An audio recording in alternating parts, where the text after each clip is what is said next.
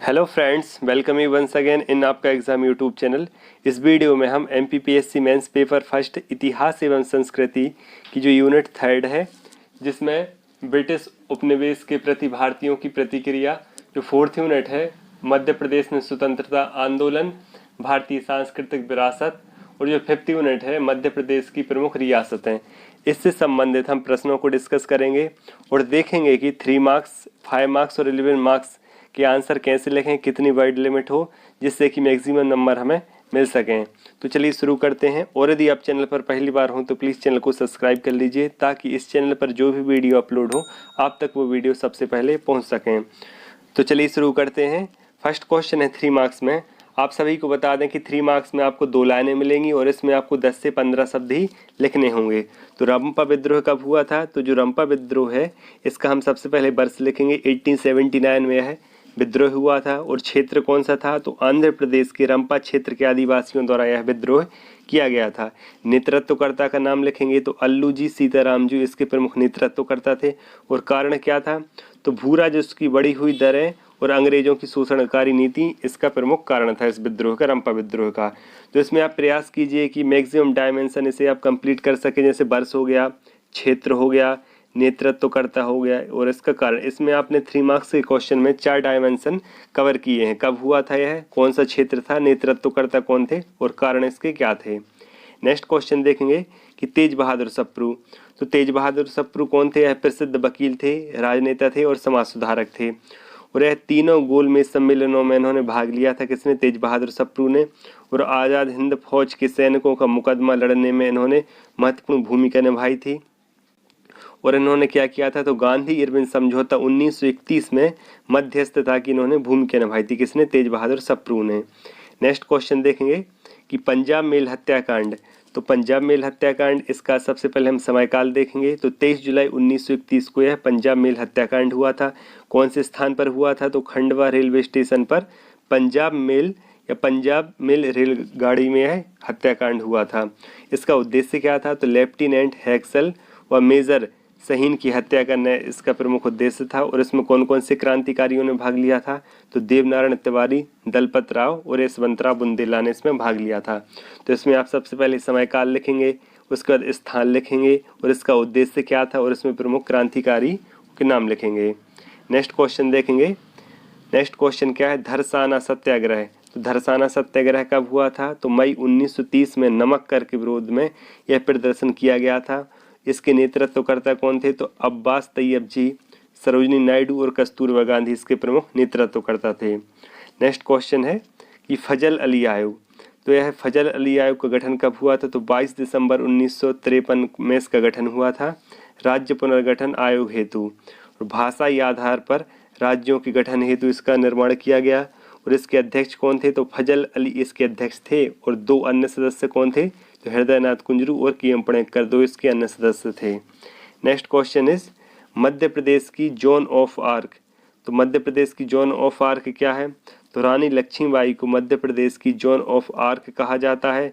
Zone of arc को France की राष्ट्रीय नायिका कहा जाता है। रानी लक्ष्मीबाई की तुलना की जाती है किससे? जोन ऑफ आर्क से। नेक्स्ट क्वेश्चन इज सेतम नृत्य या सैड़म नृत्य किस जनजाति में पाया जाता है? तो जो भड़म सैड़म नृत्य है यह भारीय जनजातियों की महिलाओं द्वारा विवाह के अवसर पर यह किया जाता है। कौन सा? सैतम नृत्य। इसमें युवतियां हाथों में मंजीरा लेकर 2 दल आमने सामने खड़ी होती हैं और मध्य प्रदेश की जनजातीय संस्कृति का यह प्रमुख प्रतीक है। कौन सा? सैतम नृत्य। और यह भारीय जनजाति में पाया जाता है। नेक्स्ट क्वेश्चन इज बाघ शिल्प। तो बाघ शिल्प कैसे लिखेंगे? तो यह धार जिले की वस्त्र प्रिंट की कला है। कौन सी? बाघ शिल्प। और 60 के दशक में पूर्व अली जरीन के नाम से यह प्रसिद्ध हुआ करती थी। और इस्माइल सुलेमान जी इस विधा में पारंगत हैं। कौन? इस्माइल सुलेमान जी इस विधा में पारंगत हैं। किसमें? बाघ शिल्प में। नेक्स्ट क्वेश्चन इज रानी कमलावती। तो रानी कमलावती कैसे लिखेंगे? तो गौड़ शासिका थी, भोपाल की रानी और वीरांगना थी। गौड़ शासक निजाम शाह की पत्नी थी। और भोपाल के हबीबगंज रेलवे स्टेशन का नाम बदलकर क्या कर दिया है? रानी कमलापति रेलवे स्टेशन नाम कर दिया है। Next question is Appaji Bhonsle. Appaji Bhonsle कैसे लिखेंगे 3 मार्क्स में? तो अप्पाजी भोंसले यह नागपुर के शासक थे और महाकौशल में 1818 में अंग्रेजों के विरुद्ध इन्होंने विद्रोह किया था। किसने? अप्पाजी भोंसले ने। और इनका मूल नाम क्या था? तो माछोजी द्वितीय भोंसले इनका मूल नाम था। नेक्स्ट क्वेश्चन इज तांडव नृत्य। तो तांडव शंकर भगवान द्वारा किया जाने वाला अलौकिक नृत्य है और तांडव नृत्य में दो भंगिमाएं होती हैं, रौद्र और आनंद। तांडव नृत्य का संबंध सृष्टि के उत्थान एवं पतन दोनों से माना जाता है। नेक्स्ट क्वेश्चन इज बुढ़वा मंगल मेला। तो बुढ़वा मंगल मेला यह काफ़ी इम्पोर्टेंट है। तो यह क्या है? तो यह काशी में आयोजित होने वाला यह एक सांस्कृतिक मेला है और 1836 में चरखारी रियासत में यह आयोजित हुआ था। कौन सा? बुढ़वा मंगल मेला। और इसी मेले में बुंदेला विद्रोह की योजना बनाई गई थी। राजा पारीक्षित को इसका प्रमुख नियुक्त किया गया था। किसे? राजा पारीक्षित को इसको प्रमुख बनाया गया था। नेक्स्ट क्वेश्चन है मेघदूतम। तो मेघदूतम आप सभी को पता होगा कि यह कालिदास की रचना है। कौन सी? मेघदूतम। तो महाकवि कालिदास द्वारा रचित यह एक खंड काव्य है और प्रकृति के मानवीयकरण की दृष्टि से यह ग्रंथ एक अद्भुत है और इसमें मेघ को अपना दूत बनाकर यक्ष द्वारा अपनी प्रियतमा को संदेश भेजने का इसमें भावपूर्ण वर्णन किया गया है। नेक्स्ट क्वेश्चन है चावल सत्याग्रह। चावल सत्याग्रह कब हुआ था? तो सबसे पहले हम इसका वर्ष लिखेंगे कि 28 फरवरी 1947 को यह चावल सत्याग्रह हुआ था। कहाँ पर? रीवा में। कारण क्या था? तो चावल पर लेवी व्यवस्था लागू करना। कौन सी व्यवस्था? लेवी व्यवस्था लागू करना इसका प्रमुख कारण था। और नेतृत्वकर्ता कौन कौन थे? तो त्रिभुवन नारायण तिवारी और भैरव प्रसाद इसके प्रमुख नेतृत्वकर्ता थे। नेक्स्ट क्वेश्चन इज गौहर महल। तो गौहर महल कहाँ पर है? तो यह भोपाल मध्य प्रदेश में है। इसके निर्माणकर्ता या निर्माता कौन है? तो इसका जो निर्माण है 1820 में कुदसिया बेगम द्वारा किया गया था। और इसकी प्रमुख विशेषता क्या है? तो यह इंडो इस्लामिक वास्तुकला का संगम है, भारतीय इस्लामिक वास्तुकला का संगम है। कौन सा? गौहर महल। इसके बाद अब 5 मार्क्स के क्वेश्चन है। आप सभी को बता दूं कि जो 5 मार्क्स के क्वेश्चन है उसमें आपको 50 शब्द लिखने हैं और इसमें आपको 9 से 10 लाइनें मिलेंगी। तो इसमें फर्स्ट क्वेश्चन है कि बुंदेला विद्रोह पर टिप्पणी कीजिए। तो बुंदेला विद्रोह पर टिप्पणी करना, इसमें आपको 50 शब्द ही लिखने हैं। सबसे पहले हम इसका समय लिखेंगे कि समय 8 अप्रैल 1842 को यह संपन्न हुआ था। योजना कब बनाई गई थी इसकी? तो बुढ़वा मंगल मेले में इसकी योजना बनाई गई थी। इसके कारण क्या थे बुंदेला विद्रोह के? तो कारण कौन कौन से हैं? तो अंग्रेजों की हड़प नीति है, जमींदारों का शोषण है और भू राजस्व की बढ़ी हुई दरें इसका प्रमुख कारण थे। और क्षेत्र कौन कौन से थे? तो बुंदेला विद्रोह कौन कौन से क्षेत्रों में हुआ था? तो यह सागर, दमोह, जैतपुर और नरसिंहपुर क्षेत्रों में हुआ था बुंदेला विद्रोह। इसके नेतृत्वकर्ता कौन कौन से थे? तो नेतृत्वकर्ता मधुकर शाह थे। कौन? मधुकर शाह थे। राजा पारीक्षित थे जैतपुर रियासत के और हृदय शाह थे नरसिंहपुर से। इसमें सफलता क्या मिली? तो बेलगांव पानीगढ़ युद्ध में राजा पारीक्षित ने अंग्रेजों को पराजित किया और इसमें अंग्रेजों की क्या प्रतिक्रिया रही? तो तीव्र दमन चक्र चलाया गया, फूट डालकर विद्रोह कमजोर किया अंग्रेजों ने। इसका महत्व क्या रहा? तो राष्ट्रवाद की भावना प्रबल हुई। परिणाम स्वरूप 1857 की क्रांति में जनाधार व्यापक हुआ। तो यह इसका महत्व हो गया। तो इसमें आपने कितने डायमेंशन कवर कर दिए? सबसे पहले समय, उसके बाद योजना, फिर कारण, क्षेत्र, नेतृत्वकर्ता, प्रमुख सफलता, अंग्रेजों की प्रतिक्रिया और महत्व। इस प्रकार आप लोग एक क्वेश्चन लिख सकते हैं। नेक्स्ट क्वेश्चन है कि 1857 की क्रांति में ठाकुर रणमत सिंह के योगदान पर प्रकाश डालिए। तो 1857 की क्रांति में ठाकुर रणमत सिंह का क्या योगदान रहा? तो इसमें हम 1 से 2 लाइन का इंट्रो देखेंगे कि ठाकुर रणमत सिंह बघेलखंड रियासत के जागीरदार थे जिन्होंने 1857 की क्रांति का झंडा बघेलखंड में बुलंद किया। अब हम इनका योगदान देखेंगे जो क्वेश्चन में पूछा गया है। तो इनका योगदान क्या है? रीवा राज्य में क्रांति का इन्होंने संचालन किया। अपने साथियों के साथ मुक्त फौज का गठन कर चित्रकूट, नागौद एवं नौगांव में क्रांति का इन्होंने संचालन किया। ब्रिटिश छावनी नागौद पर आक्रमण कर मेजर कैलिस की इन्होंने हत्या की और क्रांति का संचालन रीवा के अतिरिक्त जबलपुर, रायसेन तथा नागपुर में भी इन्होंने किया है। और हीरा सिंह के विश्वासघात के कारण 1 अगस्त 1859 को इन्हें पकड़कर फांसी दे दी गई थी। किन्हें? ठाकुर रणमत सिंह को। अब हम निष्कर्ष लिखेंगे कि स्वतंत्रता संघर्ष में योगदान की महत्ता की उपलब्धता में इन्हें रीवा स्टेडियम का नाम इनके नाम पर रखा गया है। तो इस प्रकार आप इनका योगदान लिख सकते हैं। नेक्स्ट क्वेश्चन देखेंगे। क्वेश्चन है कि उग्र राष्ट्रवाद के उदय के प्रमुख कारण पर संक्षेप में चर्चा कीजिए। तो इसमें हम इंट्रो देखेंगे कि कांग्रेस के उदारवादी नेताओं और उनकी भिक्षा याचना की नीति के परिणाम स्वरूप एक नए दल उग्रवादी दल का उदय हुआ। इसके प्रमुख क्रांतिकारी कौन कौन थे? तो जिन्हें हम लाल बाल पाल कहते हैं, लोकमान्य, बाल गंगाधर तिलक, लाला लाजपत राय, बिपिन चंद्र पाल और अरविंद घोष। इनका प्रमुख उद्देश्य क्या था? तो इनका जो उद्देश्य था पूर्णतम या पूर्ण स्वराज की प्राप्ति इनका प्रमुख उद्देश्य था। और कारण क्या रहे? तो अंग्रेजी राज्य के सही स्वरूप की इन्होंने पहचान की, शोषणकारी नीतियां रहीं, भारतीय आत्मविश्वास तथा आत्मसम्मान में वृद्धि हुई, शिक्षा के विकास का प्रभाव और बढ़ती बेरोजगारी, अंतर्राष्ट्रीय घटनाएं, जापान पर रूस की विजय, अबिसिनिया इथोपिया की इटली पर विजय, बढ़ते हुई पश्चिमीकरण के कारण उदारवादियों की उपलब्धियों से असंतोष और लॉर्ड कर्जन की प्रतिक्रियावादी, बंगाल विभाजन 1905 और एक प्रशिक्षित नेतृत्व। इसका परिणाम क्या हुआ? तो योग्य नेतृत्व ने स्वराज्य प्राप्ति की दिशा में महत्वपूर्ण कार्य किया। तो इस प्रकार आप इस क्वेश्चन को लिख सकते हैं। क्वेश्चन क्या था एक बार फिर से बता दूं कि उग्र राष्ट्रवाद के उदय के प्रमुख कारणों पर संक्षेप में चर्चा कीजिए कि उग्र राष्ट्रवाद या जो उग्रवादी दल था उसके उदय के प्रमुख कारण क्या रहे। तो इस प्रकार आप ये आंसर लिख सकते हैं। नेक्स्ट क्वेश्चन देखेंगे। क्वेश्चन है कि मध्य प्रदेश में प्रचलित प्रमुख लोक चित्रकला का संक्षिप्त वर्णन कीजिए। तो इसका इंट्रो देखेंगे कि कला एवं संस्कृति की अमूल धरोहर से परिपूर्ण मध्य प्रदेश में अलग अलग अंचल में विभिन्न लोक चित्रकला प्रचलित हैं। तो आप 1 से 2 लाइन का इसमें इंट्रो लिख देंगे। अब हम लोक चित्रकलाएँ देखेंगे कि तो मांडना लोक चित्रकला यह कहाँ पे प्रचलित है? तो यह मालवा या निमाड़ में प्रचलित है और यह भूमि अलंकरण और दिवाली के अवसर पर इसका अलंकरण किया जाता है मांडना चित्रकला का। नेक्स्ट है कि संजा फूली चित्रकला यह संपूर्ण मध्य प्रदेश में प्रचलित है और इसकी विशेषता क्या है? तो कुंवारी लड़कियों द्वारा बनाया गया है एक भित्ति चित्र है। नेक्स्ट है कि जरौती, तो यह निमाड़ में प्रचलित है और यह हरियाली अमावस्या को भित्ति चित्र इसमें बनाए जाते हैं। फिर मामूलिया या बुंदेलखंड में प्रचलित है और नवरात्रि में कुंवारी कन्याओं द्वारा यह किया जाता है। नेक्स्ट है कि छठी चित्र या बघेलखंड में प्रचलित है और यह शिशु जन्म पर यह लोक चित्रकला बनाई जाती है। इसके अलावा चित्रावण, पगल्या, थापा, नौरता, सुरैती आदि लोक चित्रकलाएं भी प्रचलित हैं। नेक्स्ट क्वेश्चन देखेंगे कि मध्य प्रदेश में सविनय अवज्ञा आंदोलन के दौरान प्रमुख जंगल सत्याग्रहों पर टिप्पणी कीजिए। तो मध्य प्रदेश में सविनय अवज्ञा आंदोलन के दौरान प्रमुख जंगल सत्याग्रहों पर टिप्पणी कीजिए। तो इसे हम कैसे लिखेंगे? 1 से 2 लाइन में इंट्रो हो जाएगा कि मध्य प्रदेश में सविनय अवज्ञा आंदोलन में या सविनय अवज्ञा आंदोलन के अंतर्गत आदिवासी क्षेत्रों में यह आंदोलन जंगल सत्याग्रह के रूप में प्रचारित हुआ।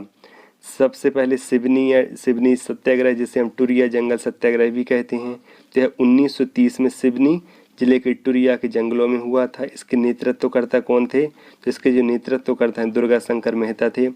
क्या क्या इसमें गतिविधि की गई? तो जंगलों में जाकर घास काटकर अप्रत्यक्ष रूप से अंग्रेजों का इन्होंने विरोध किया और 9 अक्टूबर 1930 को बिरजू गौड़ के नेतृत्व में आदिवासी महिलाओं ने जंगल सत्याग्रह चलाया। और दूसरा इसका चरण क्या था? घोड़ा डोंगरी का जंगल सत्याग्रह। यह कहाँ हुआ था? तो यह बैतूल में हुआ था। इसके नेतृत्वकर्ता गंजन सिंह कोरकू एवं कोमा गौड़ थे और इसमें कोमा गौड़ शहीद हो गए और गंजन सिंह कोरकू को इसमें गिरफ्तार कर लिया गया। तो यह मध्य प्रदेश में सविनय अवज्ञा आंदोलन की प्रतिक्रिया 2 सत्याग्रह के रूप में देखने को मिलती है। एक सिवनी सत्याग्रह जिसे टुरिया जंगल सत्याग्रह भी कहते हैं और दूसरा घोड़ा डोंगरी जंगल सत्याग्रह है। नेक्स्ट क्वेश्चन देखेंगे। क्वेश्चन है कि विश्व विरासत स्थलों का संरक्षण क्यों आवश्यक है? स्पष्ट कीजिए। तो विश्व विरासत स्थलों का संरक्षण क्यों आवश्यक है, इसे स्पष्ट करना है। तो इंट्रो देखेंगे कि विश्व विरासत स्थल किसी भी राष्ट्र की समृद्धि और ऐतिहासिकता के लिए आवश्यक होती हैं। अब इनके संरक्षण की आवश्यकता क्यों है? तो प्राचीन सभ्यता और संस्कृति का संरक्षण, पर्यटन द्वारा इन आर्थिक महत्व है इनका, मानव उत्पत्ति के विकास क्रम को समझने के लिए इनका महत्व है, सांस्कृतिक एकता का संरक्षण होता है इससे, गौरवशाली इतिहास एवं परंपरा की द्योतक होती हैं और वैज्ञानिक प्रगति का इससे प्रमाण मिलता है। अतः विश्व विरासत सूची स्थलों का संरक्षण राष्ट्र, समाज तथा नागरिकों के लिए आवश्यक होता है। तो इस प्रकार आप इस क्वेश्चन को कंप्लीट कर सकते हैं। नेक्स्ट क्वेश्चन देखेंगे कि इंदिरा गांधी राष्ट्रीय मानव संग्रहालय पर संक्षेप में प्रकाश डालिए। तो यह भारत का पहला मानव संग्रहालय है जो मध्य प्रदेश के भोपाल में स्थित है। कौन सा? इंदिरा गांधी राष्ट्रीय मानव संग्रहालय। यह कहाँ पर स्थित है? भोपाल में स्थित है और यह भारत का पहला मानव संग्रहालय है। इसकी स्थापना वर्ष कब हुआ था? तो इसकी जो स्थापना 1977 में हुई थी। इसका नामकरण 1993 में इंदिरा गांधी राष्ट्रीय मानव संग्रहालय के नाम से हुआ था। और इसका उद्देश्य क्या है इस संग्रहालय का? तो मानव की विकास यात्रा को प्रदर्शित करना इस संग्रहालय का प्रमुख उद्देश्य है। अब इसकी विशेषताएं क्या हैं?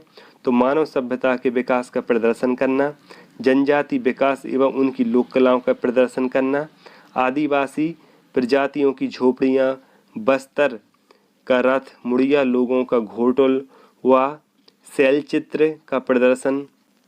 इस प्रकार इस संग्रहालय में 200 नमूनों का संग्रह है जो जनजाति ग्रामीण आबादी की भौतिक संस्कृति को प्रदर्शित करते हैं। तो इस प्रकार आप इस क्वेश्चन को लिख सकते हैं कि इंदिरा गांधी राष्ट्रीय मानव संग्रहालय पर संक्षेप में प्रकाश डालिए। तो आप स्थापना लिख देंगे, उसका उद्देश्य और क्या क्या इसमें विशेषताएं हैं। नेक्स्ट क्वेश्चन इज सिंधिया वंश के उत्थान में दौलत राव सिंधिया के योगदान पर विवरण कीजिए। तो इसमें हम देखेंगे कि दौलत राव सिंधिया 14 वर्ष की आयु में ग्वालियर रियासत के 7वें महाराजा बने, जिनकी शासन अवधि 1794 से 1827 तक रही और उनका शासन मराठा साम्राज्य के भीतर वर्चस्व के लिए संघर्षों और युद्ध के साथ हुआ। अब इसमें योगदान क्या है? तो मेन क्वेश्चन यही है कि योगदान का विवरण दीजिए। तो इनका योगदान क्या रहा है सिंधिया वंश के उत्थान में? तो दौलत राव ने दूसरे और तीसरे आंग्ल मराठा युद्धों में महत्वपूर्ण भूमिका निभाई थी। किसने? दौलत राव सिंधिया ने। दूसरा और तीसरा आंग्ल मराठा युद्ध था, उसमें इन्होंने प्रमुख भूमिका निभाई थी। और राजधानी को उज्जैन से इन्होंने ग्वालियर स्थानांतरित किया था। आप सभी को पता होगा कि जो सिंधिया वंश की राजधानी थी यह प्रारंभिक तौर पर उज्जैन में थी और दौलत राव सिंधिया ने ही उज्जैन से ग्वालियर स्थानांतरित किया था। और थर्ड है कि आंग्ल मराठा युद्ध के समय अंग्रेजों के साथ 1803 में इन्होंने सुरजी अर्जन गांव की संधि भी की थी। फोर्थ पॉइंट है कि धार और देवास के मराठा पंबारों के क्षेत्र इन्होंने जब्त कर लिए थे। इन्होंने साम्राज्यवादी नीति अपनाई थी और 1811 में चंदेरी पर विजय प्राप्त की और 1811 में ही पिंडारियों का दमन करने में इन्होंने सहायता की। तो इस प्रकार आप इस क्वेश्चन को लिख सकते हैं कि दौलत राव सिंधिया का सिंधिया वंश के स्थापना में क्या या सिंधिया वंश के उत्थान में इनका क्या योगदान रहा है। नेक्स्ट क्वेश्चन देखेंगे कि गुलाब सिंह द्वारा समाज सुधार हेतु क्या क्या कार्य किए गए। तो गुलाब सिंह द्वारा समाज सुधार हेतु कार्य लिखने हैं। तो गुलाब सिंह बघेलखंड रियासत के महत्वपूर्ण शासक थे जिनका कार्यकाल 1918 से 1942 तक रहा और ये प्रशासक के साथ साथ समाज सुधारक भी रहे थे। अब समाज सुधार हेतु इन्होंने क्या क्या कार्य किए, जो मुख्य क्वेश्चन है। तो फर्स्ट है कि 1935-36 में बाल विवाह, अस्पृश्यता आदि के उन्मूलन हेतु इन्होंने कानून का निर्माण किया। सेकंड पॉइंट है कि सहयोग प्रथा वर्ण व्यवस्था समाप्त हेतु इन्होंने प्रयास किए। रीवा में विधवा आश्रम और विधवा विवाह कानूनों का इन्होंने निर्माण किया। किसने? गुलाब सिंह ने। और शिक्षा हेतु इन्होंने क्या क्या प्रयास किए। तो शिक्षा हेतु 1926 में हिंदी मिडिल परीक्षा केंद्र की स्थापना की। 1934 में रीवा माध्यमिक शिक्षा बोर्ड का इन्होंने गठन किया और 1938 में शिक्षा मंदिर नामक अंग्रेजी स्कूल की भी इन्होंने स्थापना की। आर्थिक सुधार के रूप में इन्होंने क्या क्या कार्य किए। तो कृषि फार्म एवं बांधों का इन्होंने निर्माण किया। मित व्ययता की नीति अपनाई और पबाई रूल्स क्या था? जितना कर आरोपित किया जाए उतना ही लेना, यह पबाई रूल्स था। यह इनके प्रमुख सुधार कार्य हैं। और अन्य के रूप में इन्होंने क्या किया? 1932 में रीवा राज गजट का इन्होंने प्रकाशन किया। तो इस प्रकार आप इनके कार्यों को लिख सकते हैं। किसके? गुलाब सिंह के। सामाजिक सुधार के अंतर्गत उन्होंने कार्य किए, शिक्षा हेतु कार्य किए, आर्थिक सुधार हेतु उन्होंने प्रमुख कार्य किए। नेक्स्ट क्वेश्चन है कि सिंधिया होलकर टकराव पर लघु निबंध कीजिए। सिंधिया और होलकर वंश के बीच जो टकराव हुए थे उन पर एक लघु निबंध लिखना है। तो सबसे पहले हम समझ लिखेंगे कि 1795 से 1810 तक इनके मध्य संघर्ष की स्थिति निर्मित हुई और टकराव के प्रमुख कारण क्या थे। तो अशांत यशवंतराव होलकर का उदय और सिंधिया और होलकर के मध्य साम्राज्य विस्तार हेतु इनके टकराव हुआ था। फिर इसके प्रमुख कारण हुए। प्रमुख संघर्ष कौन कौन से रहे। तो सर जे राव घाटगे के प्रभाव में आकर दौलत राव सिंधिया द्वारा मराठा क्षेत्रों पर कब्जा करना। और नेक्स्ट है कि 1802 में यशवंत राव ने पुणे के पास हड़पसर में सिंधिया और पेशवा बाजीराव द्वितीय की संयुक्त सेना को इन्होंने हरा दिया था। किसने? यशवंत राव होलकर ने।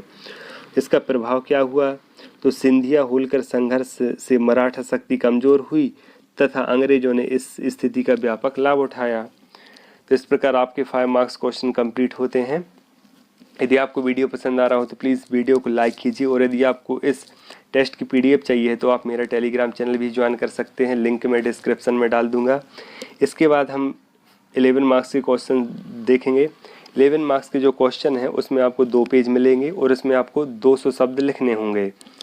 तो फर्स्ट क्वेश्चन है कि मध्य प्रदेश में राष्ट्रवाद के उदय को भारत की आज़ादी तक किन किन चरणों से गुजरना पड़ा, उल्लेख कीजिए। तो इसमें हम ब्रीफ में देखेंगे कि राष्ट्रवाद एक विचारधारा है जो इस विश्वास पर आधारित है कि किसी भी व्यक्तिगत या निजी हित से राष्ट्र हित सर्वश्रेष्ठ होता है। यह इसका इंट्रो हो जाएगा। और स्वतंत्रता संघर्ष के क्रम में मध्य प्रदेश में भी राष्ट्रवाद का विकास विभिन्न चरणों में विकसित हुआ। तो मध्य प्रदेश में राष्ट्रवाद के कौन कौन से चरण रहे? तो प्रथम चरण 1818 से 1885 तक। तो प्रथम चरण में क्या क्या हुआ था? तो प्रथम चरण में 1818 तक संपूर्ण मध्य प्रदेश के सुदूर अंचल ब्रिटिश उपनिवेशवाद के शिकार हो गए थे। मध्य प्रदेश में सामान्य क्षेत्रों के साथ आदिवासी क्षेत्रों में ब्रिटिश उपनिवेशवाद व्याप्त हो गया। तभी खानदेश में 1817 के मध्य भीलों का विद्रोह हो गया था। फिर इसके बाद है 1818 से 1885 में अनेक घटनाएं हुई, जैसे महाकौशल विद्रोह हुआ था अप्पाजी भोंसले के नेतृत्व में। उसके बाद कुंवर चैन सिंह का विद्रोह हुआ, बुंदेला विद्रोह हुआ और 1857 में स्वतंत्रता संग्राम हुआ। इसके बाद द्वितीय चरण हुआ। तो द्वितीय चरण में क्या क्या हुआ था? तो इसी समय राष्ट्रीय धरातल पर भारतीय राष्ट्रीय कांग्रेस की स्थापना हुई थी। कब? 1885 में। इसके साथ ही उत्तरदायी देशभक्त सेनानियों का वर्चस्व हो गया था। दादा भाई नौरोजी, महादेव गोविंद रानाडे, सुरेंद्रनाथ बनर्जी, गोपाल कृष्ण गोखले ने संपूर्ण भारत के अंचलों में देशभक्ति की तीव्रता को उन्होंने संचालन किया। तृतीय चरण देखेंगे 1905 से 1919 तक। तो इस चरण का प्रारंभ 1905 ईस्वी के बंगाल विभाजन से हुआ। मध्य प्रदेश में भी लॉर्ड कर्जन की नीतियों का विरोध किया गया। मध्य प्रदेश में स्वदेशी आंदोलन, उग्रवादी विचारधारा का प्रारंभ और विकास इसी चरण में हुआ। और गांधीवादी आंदोलन और ऑल एक्ट के विरोध में भी इसमें प्रदर्शन किए गए। इसके बाद हम चतुर्थ चरण देखेंगे 1919 से 1947 तक चला था। तो इस चरण में क्या क्या प्रमुख घटनाएं हुई? तो इसमें झंडा सत्याग्रह, जंगल सत्याग्रह, असहयोग आंदोलन, सविनय अवज्ञा आंदोलन और भारत छोड़ो आंदोलन और भारत विभाजन इसमें प्रमुख घटनाएं रहीं। इसके बाद हम इसमें निष्कर्ष देखेंगे कि इस प्रकार 1818 में खानदेश में भीलों के विद्रोह से राष्ट्रीय आंदोलन ने जोर पकड़ा। फिर चाहे 1857 का संग्राम हो या सहयोग आंदोलन या भारत छोड़ो आंदोलन, मध्य प्रदेश में पूरी ताकत के साथ सक्रिय भूमिका निभाता रहा। तो इस प्रकार आप 11 मार्क्स के क्वेश्चंस को कंप्लीट करेंगे। इसके अलावा आप अपने अनुसार भी इसमें क्वेश्चन लिख सकते हैं, इसमें और भी कंटेंट ऐड कर सकते हैं। नेक्स्ट क्वेश्चन देखेंगे कि मध्य प्रदेश में प्रथम एवं द्वितीय चरण की क्रांतिकारी गतिविधियों में मूलभूत अंतरों को स्पष्ट करना है। तो भारत की राजनीति में क्रांतिकारी आंदोलनों का उदय उस समय हुआ जब कांग्रेस के अंदर गर्म दल का उदय हुआ था। अब इसमें क्रांतिकारी दल या क्रांतिकारी आंदोलनों को इसमें 2 चरणों में बांटा गया है। प्रथम चरण 1857 से 1915 तक और द्वितीय चरण है जो 1924 से प्रारंभ हुआ। तो प्रथम चरण में क्या क्या हुआ था? तो जो प्रथम चरण है, प्रथम चरण बंगाल, महाराष्ट्र, पंजाब, सुदूर क्षेत्र, लंदन, अमेरिका में केंद्रित रहा। और इस चरण का कार्यक्रम केवल भय एवं आतंक पर आधारित रहा था और मध्य प्रदेश के लिए कोई भावी योजना का इसमें कार्यक्रम नहीं रहा था। और कुछ अंग्रेज अधिकारियों की इसमें हत्या के द्वारा देश की स्वतंत्रता का मूल उद्देश्य था। जैसे 1897 में चापे कर बंधुओं द्वारा रैंड और आरेस्ट की हत्या करना, मदन लाल ढींगरा द्वारा करजन बायली की हत्या इत्यादि। अब इसमें है कि प्रथम चरण में क्रांतिकारी गतिविधियों का प्रसार विदेशों में, लंदन और अमेरिकी क्षेत्रों में देखा गया था। आप सभी को पता होगा कि श्यामजी कृष्ण वर्मा और ने इंडिया हाउस की स्थापना की थी, गदर पार्टी की स्थापना की गई। 1905 में श्यामजी कृष्ण वर्मा ने इंडिया हाउस की स्थापना की और 1913 में गदर पार्टी का गठन लाला हरदयाल के द्वारा किया गया। अब द्वितीय चरण 1924 से प्रारंभ होता है। इसमें क्या क्या हुआ था? तो प्रथम चरण के विपरीत यह अधिक संगठित, नियोजित एवं नेतृत्वशाली था और आंदोलन समाजवादी धारा से ओतप्रोत था। और यह क्रांतिकारियों के पास न केवल शोषण आधारित ब्रिटिश साम्राज्य से मुक्ति का प्रोग्राम था, बल्कि भविष्य के लिए एक शक्तिशाली गणतंत्रात्मक समाजवादी व्यवस्था का स्वरूप भी था। क्रांतिकारी गिने चुने अंग्रेजों की हत्याओं की अपेक्षा क्रांतिकारी विचारों को जनता तक पहुंचाने में अधिक यकीन रखते थे और इस चरण में महिलाओं का योगदान भी अधिक रहा, जैसे कल्पना दत्त, प्रीतिलता वाडेकर आदि। इस प्रकार क्रांतिकारियों ने जिस अदम्य साहस और बलिदान का परिचय दिया वह आगे चलकर राष्ट्रीयता को और अधिक मजबूत बनाने में सहायक सिद्ध हुआ। तो इस प्रकार आप इस क्वेश्चन को कंप्लीट करेंगे। नेक्स्ट क्वेश्चन देखेंगे कि मध्य प्रदेश में पर्यटन के क्षेत्र में संभावना को बताते हुए इसके विकास हेतु सरकार द्वारा क्या क्या प्रयास किए एवं सुझाव बताइए। तो मध्य प्रदेश हाल के वर्षों में पर्यटन के क्षेत्र में अधिक विकास करने वाले राज्यों बना हुआ है। वर्तमान में पर्यटन विकास की यहाँ पर अपार संभावनाएं मौजूद हैं। यह क्वेश्चन काफ़ी इम्पोर्टेंट है, तो आप लोग इसे ज़रूर यह नोट कर लीजिए। यदि आपके पास इससे बेस्ट आंसर है तो आप लोग वो भी इसे देख सकते हैं।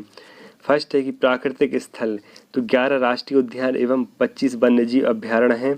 विश्व विरासत स्थल में कौन कौन से हैं, तो खजुराहो जिसे 1986 में यूनेस्को में रखा गया, सांची को 1989 में और भीमबेटका को 2003 में यूनेस्को में रखा गया। जल पर्यटन में हनुवंतिया टापू है, इंदिरा सागर। सांस्कृतिक सम्मेलन में खजुराहो महोत्सव, मालवा महोत्सव, तानसेन समारोह, ऊर्छा महोत्सव आदि। कारवां tourism, holiday on wheel, photographic पर्यटन, Gandhi Sagar Buddhist circuit, heritage circuit और नर्मदा दर्शन। ये सब मध्य प्रदेश के प्रमुख पर्यटन स्थल हैं और इन सब के विकास हेतु क्या क्या प्रयास किए गए। तो इनके कौन कौन से प्रयास किए गए हैं इनके विकास हेतु। तो सबसे पहले हम नीतिगत प्रयास देखेंगे। तो नीतिगत प्रयास में क्या क्या किया गया है, तो पर्यटन संबंधी निवेश को बढ़ावा देने हेतु स्टाम्प ड्यूटी, लग्जरी टैक्स आदि में छूट दी गई है। मार्केटिंग योजना मांडू खजुराहो ऊर्छा के लिए। मध्य प्रदेश पर्यटन नीति 2020 और मध्य प्रदेश जल पर्यटन नीति 2017 लाई गई। अब योजनागत प्रयास में क्या क्या किए गए, तो होम स्टे योजना 2010 प्रारंभ की गई। हिंदुस्तान का दिल देखो, ये प्रमुख योजना को लागू किया गया। और पर्यटन परियोजनाओं की स्थापना हेतु निजी निवेशकों को मार्ग सुविधा केंद्रों का निर्वर्तन किया गया। अब इसमें हम सुझाव क्या क्या देंगे पर्यटन के विकास हेतु। तो ग्रामीण पर्यटन को विकसित किया जा सकता है। किसको, ग्रामीण पर्यटन को। जनजातीय क्षेत्र व उनकी समृद्ध विरासत को पर्यटन के रूप में भी विकसित किया जा सकता है। महिला पर्यटकों हेतु सुरक्षित पर्यटन स्थल के रूप में विकसित किया जा सकता है। पर्यटन के नवीन क्षेत्रों का विकास किया जा सकता है। अतः निष्कर्ष हम कह सकते हैं कि मध्य प्रदेश में पर्यटन के क्षेत्र में लगातार विकास हो रहा है। तो इस प्रकार आप इस क्वेश्चन को कंप्लीट करेंगे। ये क्वेश्चन काफ़ी इम्पोर्टेंट है। नेक्स्ट क्वेश्चन देखेंगे। क्वेश्चन है कि होलकर साम्राज्य के सुदृढ़ीकरण में अहिल्याबाई होलकर की प्रमुख भूमिका को लेखित कीजिए। तो सबसे पहले हम इंट्रो देखेंगे कि देवी अहिल्याबाई मल्हार राव होलकर के पुत्र खांडेराव की पत्नी थी।